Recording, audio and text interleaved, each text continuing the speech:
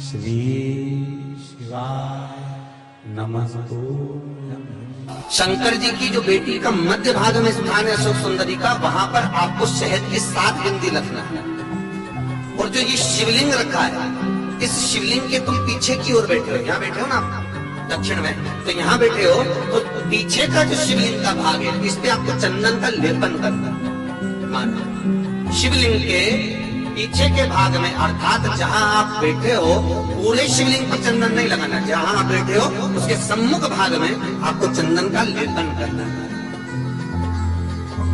एक नीला चंदन होता है और एक लाल चंदन होता है। लाल चंदन कभी आप किराने वाले की दुकान पर जाएंगे तो वहां पर आपको लाल चंदन प्राप्त हो जाएगा। आपको जो लेपन करना है वो लाल चंदन का लेपन करना है। आपको पहले भी कथा में बताया कि शंकर भगवान को कुंकू नहीं चढ़ता, रोली नहीं चढ़ती, क्योंकि बाबा को अगर चढ़ता है तो लाल चंदन चढ़ता है। तो लाल चंदन का आप जब लेपन कर दें, लेपन करने के बाद शहद की 7 बिंदी आपको अशोक सुंदरी वाली जगह पर रखना है। मार रखने के बाद बाबा से विनती करना है और चंपेश्वर महादेव का स्मरण करना है। चंपेश्वर महादेव का स्मरण कर कर हाटकेश्वर महादेव का नाम लेकर बिंदी को लगाना है।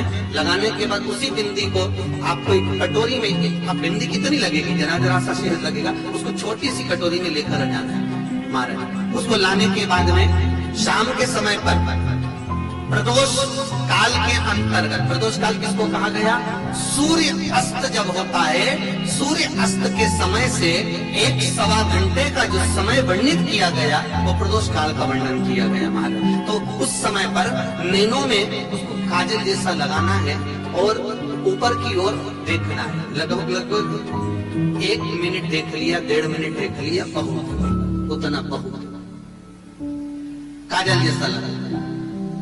एक कटोरी में जो तुमने चंदन लगाया है उस चंदन को निकाल कर लाना है और आंखों के नीचे भाग में उसको समर्पित करना है महाराज।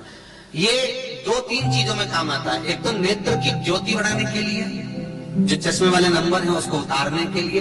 दूसरा, नेत्रों के नीचे जो कालापन आ जाता है उसको मिटाने के लिए इसका प्रयोग किया जाता है महाराज। तीसरा, इस शहद का प्रयोग नारी के जो रजो धर्म से जुड़ी हुई तकलीफें होती हैं, नारी के रजो धर्म से जुड़ी हुई जो प्रॉब्लम होती है, उसमें भी ये शहद काम आता है महाराज। इस शहद का केवल प्रदोष काल के समय इसको चाट लिया जाता है, तो उससे भी नारी के जो रजो धर्म से जुड़े हुए प्रॉब्लम होती है उसमें भी उसको अंतर जाता है। तो हाटकेश्वर महादेव और दूसरा जम के बोलिए चंपेश्वर महादेव, इसका स्मरण आपको करना, इसको धारण कर आप सुख को प्राप्त करें। तो भगवान शिव देने वाला है, बस आपको प्राप्त करने का एक स्थान, शंकर को रिझाने की एक जगह, शिव को प्राप्त करने का एक स्थान होता है जहां से हम शिव को प्राप्त कर सकते हैं, जहां से हम शंकर को प्राप्त